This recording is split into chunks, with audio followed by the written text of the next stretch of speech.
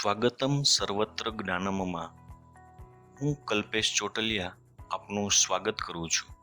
kalpeshchotalia55 Gujarati dotted font, kalpeshchotalia56 Gujarati colouring font, આ બંને font શ્રુતિ font જેવા છે. તેનો ઉપયોગ કેવી રીતે કરશો? અહીંયા આપણે વર્ડ ફાઇલમાં ફોન્ટ બારમાં પહેલા kalpeshchotalia55 લખવાનું,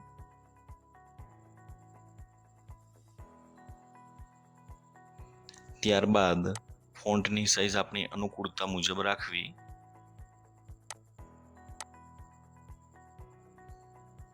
હવે ક્લોકની બાજુમાં EN લખેલું છે ત્યાં ક્લિક કરતા ગુજરાતી ઇન્ડિક ઇનપુટ 3 ક્લિક કરવાનું અને આપણે જે રીતે શ્રુતિ ફોન્ટમાં ટાઈપ કરીએ છીએ તે જ રીતે અહીં ટાઈપિંગ શરૂ કરવાનું.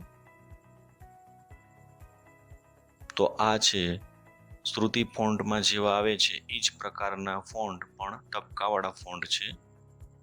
ફોન્ટનું નામ છે kalpeshchotalia55.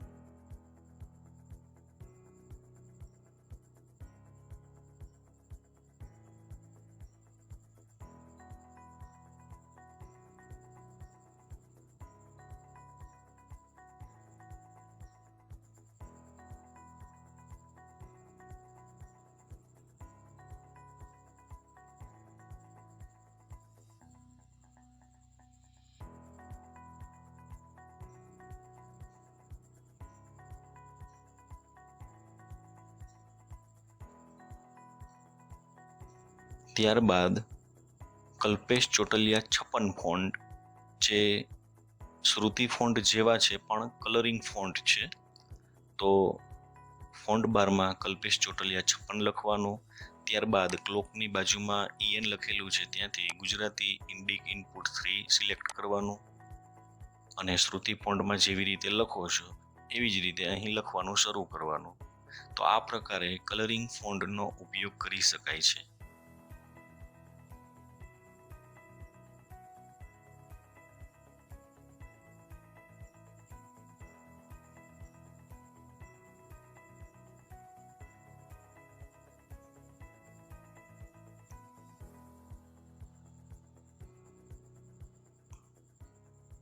Okay, thank you.